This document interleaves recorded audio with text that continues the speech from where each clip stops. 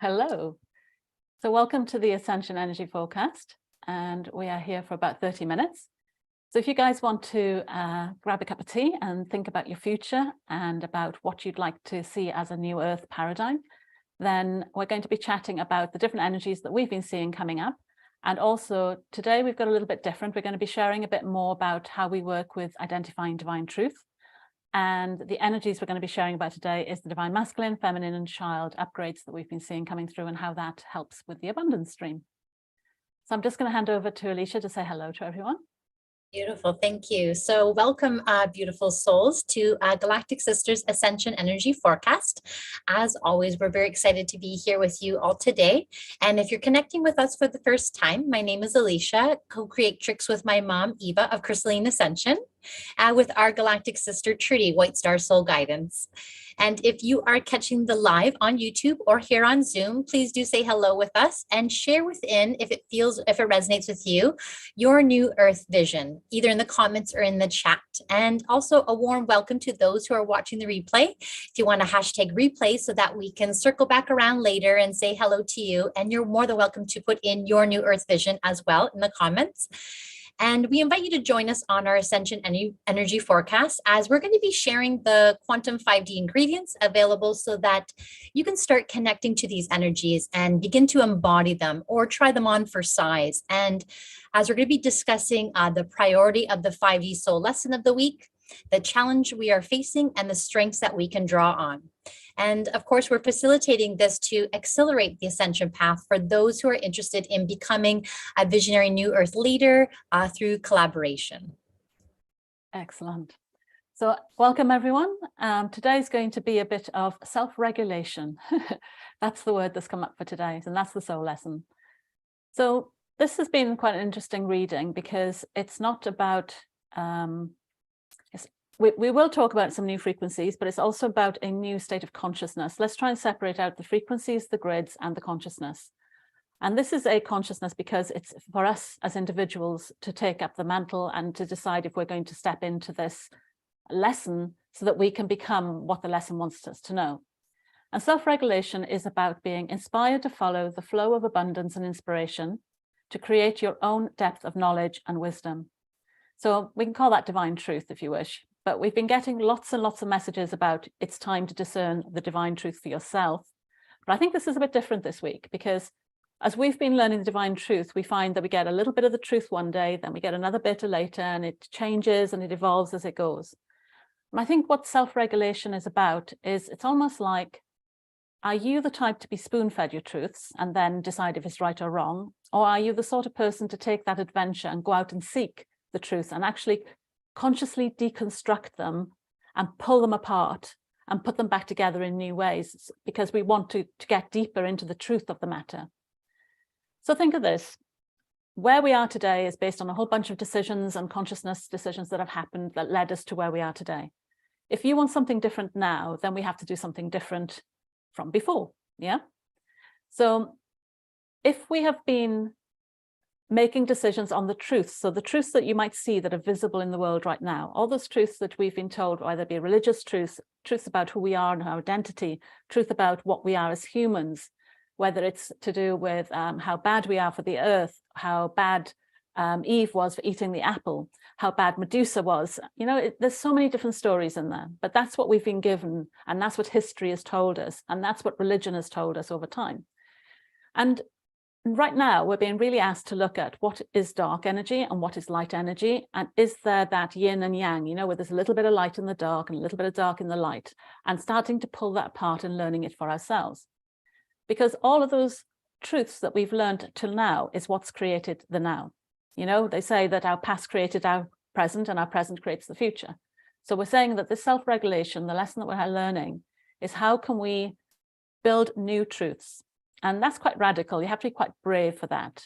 To do that, you really have to trust yourself, and you have to have a bit of a process in order to be able to throw away everything you think you know, to open your mind and open your heart and ask questions and really start pulling things apart, because we know that this world loves status quo. They like us to keep in our lane, to keep to the messages we've been told, and anybody that steps out has been penalized up till now.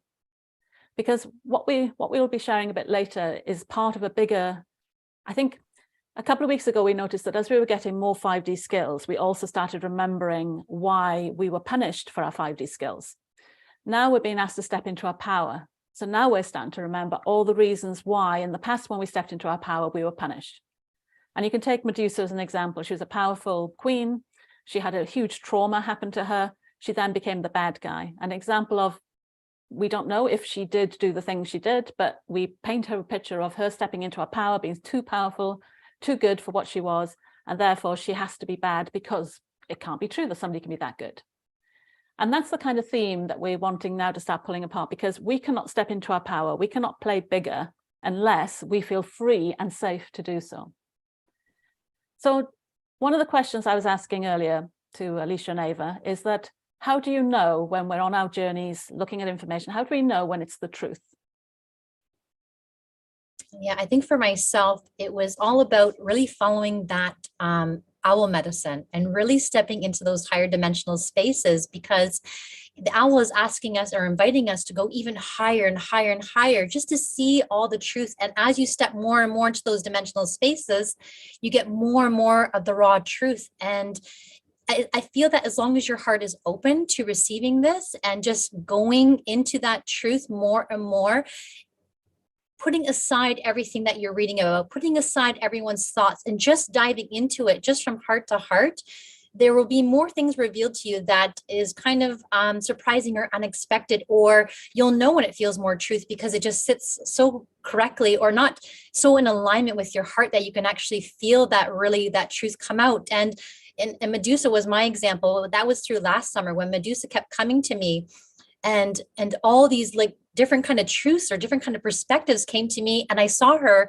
in a whole new light. So I questioned myself, was I seeing her divine truth and not all the images and illusions painted upon her? I love that perspectives. That is it. It's just like they say, your perception of me is a reflection of you. And it's that kind of, yeah, and that's perfect. That's beautiful. And you say it's there's some people call these overlays, don't they? That when you're looking in modern day, when you meet a spiritual person, you look at them, you're looking at it like through a filter and an overlay. But, you know, historically, these stories have been put there to create overlays over people. And I'll come to my question from that in a moment. I'll see if Eva's got something to share first. Yeah, for seeing the truth is that was beautiful, Alicia, the way you explained that. So is that knowing inside of you, like it's in your heart will tell you, your soul will tell you whether or not it's the truth or not. And one of the things that, like, even now, since we've been doing our journeys, right now, I feel like my muscles of discernment of truth are really activating me. Like, you know, it's almost like, you know, how it's like, you know, how they say question everything. It's almost like question everything, but even go deeper than the question. I feel like the questions that some people are asking is here right on the surface and above, but we have to go deeper and deeper into more empowering questions, allow us to be open and acceptive, and really allow no attachment to your perceptions, no attachments to anybody else's point of view. Because I think sometimes what we fear is if we tell our truth, we fear of what other people might say or say, right, about it. So then we like constrict our truth for the sake of another. But yeah, that's the way I feel about the truth. And I just read, like, nature holds all the answers to all of our truths and all of our questions, and perhaps it does. What if it did, right? Yeah, and like I said, you know, lots of people get classed as conspiracy theorists if they get like a little bit off the track, and then they get labeled. And those are the kind of things that we might not think they affect us, but they do. We'd be surprised how this unconsciously works within our bodies to stop us stepping forward and really owning and asking the questions even. So for me, knowing my truth is I ask questions. I'm always interested in knowing what something is and what it's not. And if somebody says to me, Eve was sinful, for instance, for eating the apple, my first question is, why? So it's from this really, like you said, non-attached, detached, neutral place of simply like a child going, why was she bad? She ate an apple and just keep asking why, until you get back down to the core truth, which is the bottom of it. It's the same with our identities. Like, I'm always a good girl. Why? Why do you have to be a good girl? Until you get to the, well, if I'm not a good girl, I don't feel safe. Well, that's fine. We understand that it's not about being a good girl. It's about feeling safe. And we have to ask, like, why was Eve classed as sinful in the Garden of Eden in that story, with the snake that was sinful, which in other cultures, the snake is actually seen as a positive energy. So then you have to question, well, what was going on at that time that they needed the feminine to be devalued and taken out of our power? And how did that then play a role in how, you know, women didn't have power for many years after that, you know, and how the feminism aspect, even though it's happened, has still not brought that equality back. Like, what if that story was an equal story and there was no sin from the apple and it wasn't Eve that took it, that maybe both Adam and Eve both bit into it, if that's the sin they wanted to talk about, rather than putting it all on the female? Where would we be as a society now? What would we be thinking? What would we be doing? How would we treat each other? And I think these stories of this polarity, isn't it, from negative and positive, is really just separation from us and takes us out of unity consciousness. And that's the kind of fifth dimensional aspect that we want to really get back to. So for us, it's not good me telling you that that's not true or this is true. It's for us to feel it within our bodies. And I think, like Eva said, you know, the more, they're all energy signatures. I'm not sure how many people are listening right now that are light workers that have worked with dark entities and had to remove entities and help clear out spaces. There's plenty of us that do this work all the time. But the question is, do I come at it thinking, oh my God, I'm being attacked, I need to fix this? Or do I kind of going, oh, there's some dark energy, that's fine. We'll have a conversation, we'll work it through, we'll balance it, and you know, we'll make the best out of it. There's two different approaches. And I think Alicia was talking about this earlier, about the dimension you approach the problem from. Right. Yeah. So just going back again to, but it's just funny how you said have a conversation with them. That's exactly how I now approach that negative interference, as if they want to be acknowledged too. If right away you see it as coming on as a psychic attack and you're in fearful state, well, great. That's not a relationship. That's not coming into balance with them. Just sitting there having a conversation. Why are you here? But going more deeper into their highest perspective or their highest version of their self, really truly seeing why are they here? Why have they shown up in your space? And what do they really want to bring a message of? Is, you know what I mean? They're not, I'm not going to say that. Yeah, I'm not too sure how to word that. I'm just trying to think of the best word, how wording it with it. It's not that I allow that negative interference to come into my space, but I do open up the conversation to allow ourselves to see what the resolution is and the solution is to the issue, so we can solve it and harmonize that situation versus me being attacked or me attacking them type thing. Yeah, it's not a fight, is it? That's what we're trying to get to. Because, you know, if the universe is being created in perfect balance, then the light and the dark are both serving each other. And I don't think, you know, the higher earth and new earth is all going to be removing the dark and only having light, because there is a mirror effect that we learn through seeing some darkness. And it's more about balancing that out, that everybody's working to a higher agenda rather than being manipulated or tricked. Because just like we get tricked into things, dark energy gets tricked into things too. And I'm using the word dark energy here to avoid upsetting Facebook or YouTube with any of words that we shouldn't be saying. So, you know, you guys read what you want into the words. But also anything like trauma, I'm just using as a generic term as well, just to not get any words that are going to be flagged as inappropriate. But a lot of characters that we've seen have had a trauma, usually that comes before their negative transformation. You know, they come and they seem to be this one thing. Then there's some trauma that happens and then they become the bad thing. And like I said, if you look at the first bit that they were before the trauma, that's where you see how powerful they were and what they were starting to do before the trauma and then before what happened afterwards. Eva, how about you? How do you deal with negative energies? Yeah, I'm going to show like on a practical level, way back when I first was learning all this. It's basically have a cup of tea with them, like create a sacred space and really invite them in, because they're in your life for a reason, and just have a cup of tea with them and allow them to show you what they were there for, how they served you, because they did serve you in a way. What, it doesn't matter how you look at it. Like, I feel like they served you in a way. And then when you're done with it, like when you're complete with it, you could just send them off their way by giving them gratitude, actually, and thanking them for what they showed you. Exactly. And I think, you know, we know that what you focus on attracts it. So if you're focusing on a danger that comes with dark energy or a fear that comes with dark energy, you're just attracting and feeding it. You're feeding the fear and the danger. If you take that energy away and come with love, then they have nothing to feed off, you know, and then you get that conversation. And I don't think I ever thought, I don't know about you guys, but I never thought I'd be the sort of healer that worked with dark entities, but I've had my fair share of them for sure.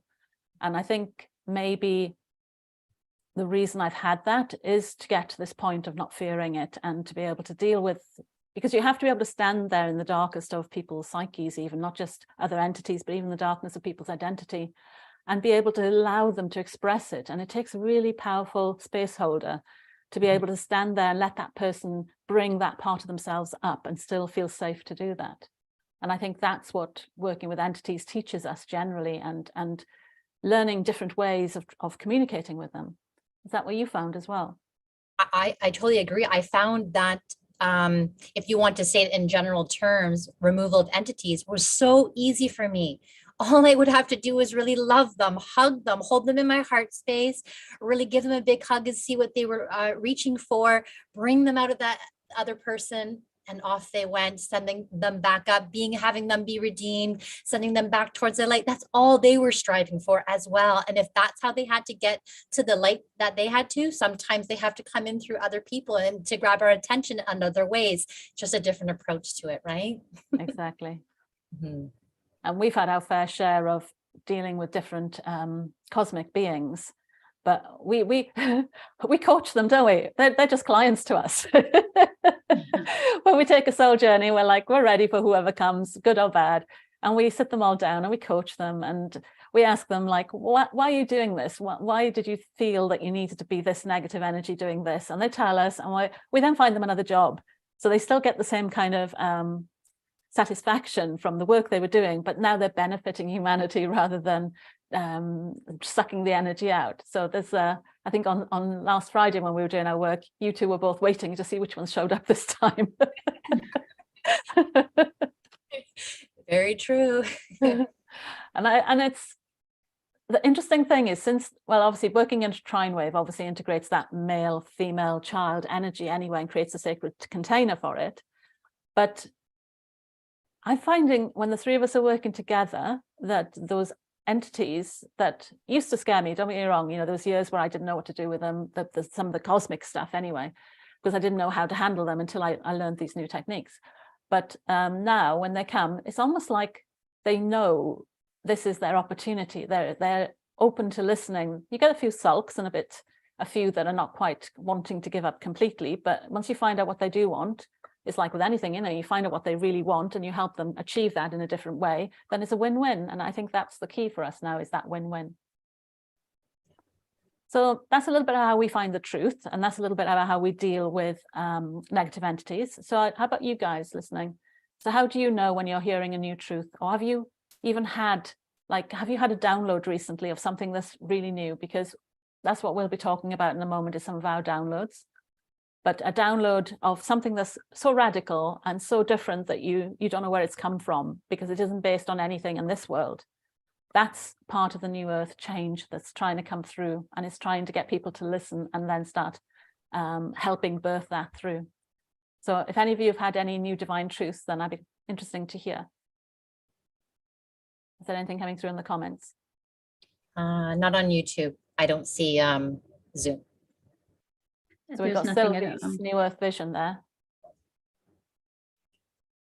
So Sylvie's written her New Earth vision. The more and more of us know why they are here on Earth, in this lifetime, they fully embrace their innate gifts and talents, the benefits of all. Yeah, that's kind of what we're talking about, isn't it? Why did the trauma happen to them? Is that, sorry, Sylvie, is that a question you're asking that we ask the dark entities, or what you also ask? I think you're saying that's what you ask them too. So I'll just wait for her to reply that in a moment. So if we know then that the dark and the light have a purpose, and that we start now looking at it with fresh new eyes, then what's our strength? I think our strength this month is that it's almost like veils have been taken off, that we can now see through it. Because we're not going to see the truth immediately. And this is what you were talking about, the, what did you say, Alicia, about the dimension that you come from? Yeah, viewing it from the different dimensional spaces. Yeah. So those dimensional spaces are kind of like your consciousness, 5D, 7D, yeah?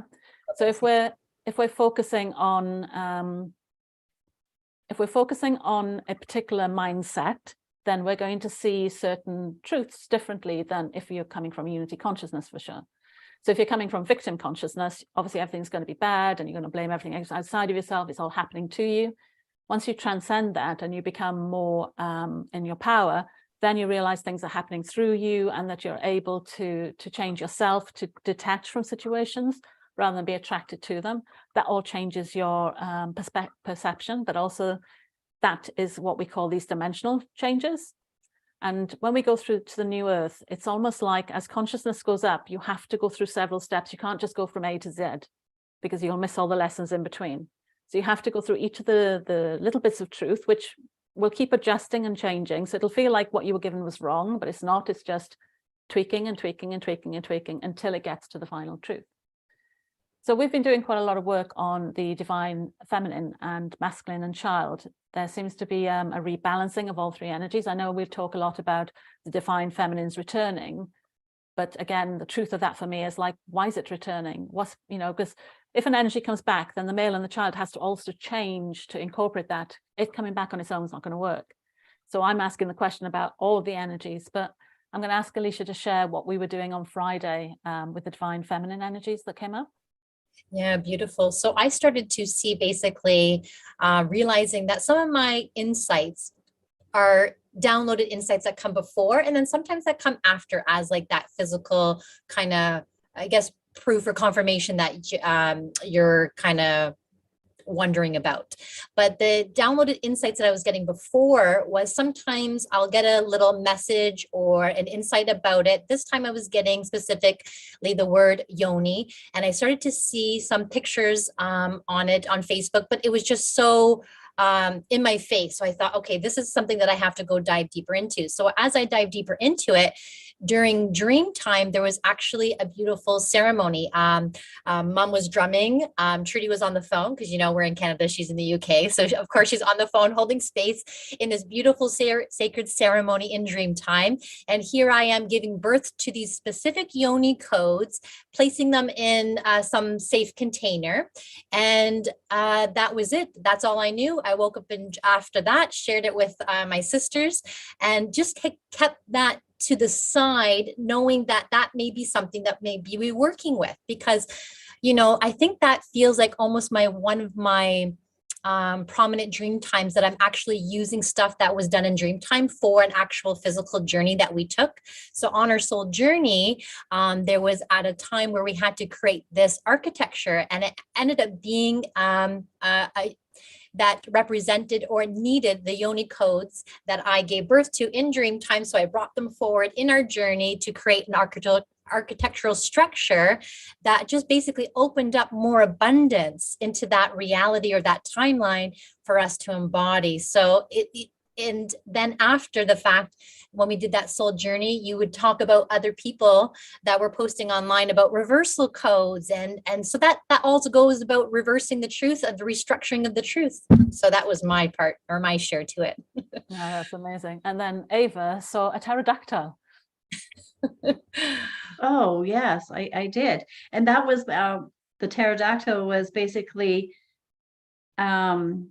you could call that like the dark entity, right? Because like it didn't know, but it was but we taking thought it away. was, didn't it? Yeah. Yes, it was taking away the eggs. As Alicia was bringing the eggs down, it was taking it away and flying away. And that's where we had to help this pterodactyl to renegotiate what it wanted and just to bring back the aliveness, like you know how it can support us now with those beautiful eggs that are being seeded here on this planet and grown. So I can't remember everything. I do remember like the pterodactyl. It wanted us to add the masculine. It was that example where I said we were trying to bring back the feminine on its own, and the pterodactyl came along and we thought it was negative because obviously it was stopping us do our work. But instead, when we actually stopped and questioned it, it said, no, I'm trying to help you, because it's not good putting feminine down without implanting the seed of the male. Yes, I remember now. See, and then Alicia had to mix up this new concoction architecturally to make sure that the male and the female were equally balanced, that yin and yang. And the pterodactyl was really interesting because we found an African link to the Conga matter. which was a spirit guide that was protective. So in the end, you know, what we thought was negative, or at least seemed to be doing negative things, it turned out to be actually helping.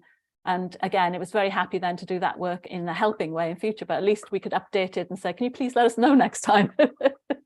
You know, give us a clue what you're doing, so there's other people that might not be so open to asking questions won't miss it.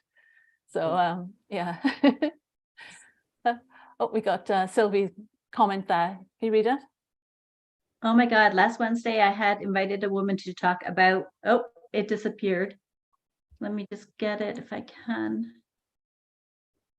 Oh my God, last Wednesday I had invited a woman to talk about our yoni in my Facebook group, as it was Women's International Day, but we never got to do the live as we had tech issues. I wonder why.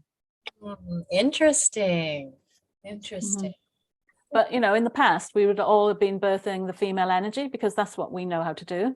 And I don't think we would have thought about the male seed at that point. But, you know, the truth is there. You just have to be open. And that's why I'm saying the soul lesson this month is that following and creating your own wisdom and not being spoon-fed. Because interestingly, as humans, you've all seen the meme where you got a queue of like, do your shadow work or have 5D bliss, and everybody's queuing the 5D bliss and ignoring the shadow work queue. Yeah, that little meme that always shows like hard work or easy work, and the hard work queue is always empty. And it's a bit like that with truth now. You know, it's getting to the point where if the human brain naturally will want to accept something it can understand easily as the truth. So if I spoon feed you a truth, doesn't matter if it's true or not, if it's easy to understand and it's plausible, you're more likely to listen to it and absorb it and integrate it than you are if it was slightly more complicated to understand, even if it was more deeper and a bigger truth to understand. And that's how we get manipulated, because they can use this very simple algorithm and we get the whole of humanity instantly aligned with truth and lies and trickery. And we have to now start deprogramming parts of our identity that allow that to happen to us, and then refocus on restructuring instead. Wow, time's gone already. How quick.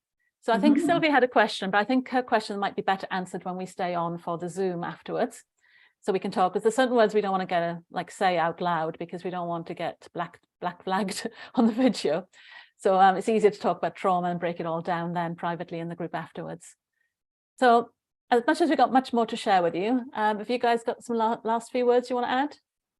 No, I think that's it. Other than I'm so grateful that you always have a good, excellent memory, because when we do the soul journeys, it seems like me and Eva forget everything. I forgot about the pterodactyl even. So yeah, so just thanking you again. Yeah, that's my job. Yeah, thank you. That's and for pulling it all together and trying to make sense of it. Yeah, and for me, I feel like what you said, like the truth is just another evolution process going on inside of us. Like, yeah, I love to be spoon-fed, but I know that the more that we dig deeper and deeper into the truth, it's the more you evolve. It's so much more rewarding innerly, right? So yeah, and it's a feeling, isn't it? It eventually becomes a sensation in your body, and it refines that knowledge that the next time you hear a lie or a mistruth, that because you've deepened that connection to what divine truth really is, you feel it against your body. It's like it irritates straight away. And that's the deepening of our sensing abilities to actually go deeper. Right. Well, sorry, guys, that went really quick, but that hopefully gave you some ideas. So the soul lesson this month was your self-reliance. No, what was the self? Get the right word. You said something else. Yeah, it's self-regulation, which I think that word's very important than just discerning the truth. So self-regulation, you can look it up and get to know a bit deeper. To be inspired to follow the flow of abundance and inspiration, to create your own depth of knowledge and wisdom. So that's the lesson. The challenge will be the questioning and wanting to break away from the easy answers and find the more complicated ones and start deconstructing the truth and being brave to talk about it so that others can join the conversation and add their parts to it, which will fill in all the gaps. And the strength that we have is the fact that the veils are coming down and that there is a lot to be seen. So if you guys have had any weird dreams, any weird downloads, or anything really unusual, re-explaining things that we all thought were one way that now is appearing another, then share it, because it's part of what we're going through right now, is that shift, because we need the different truth to build a new earth on. Perfect. All done. So thank you everyone for sharing your time with us. If there's anything you would enjoy us to speak about, please put that into the chat. And those who signed up on the Mastermind Zoom link can remain on to gather with other New Earth visionaries who are ready to ground in expanded visions.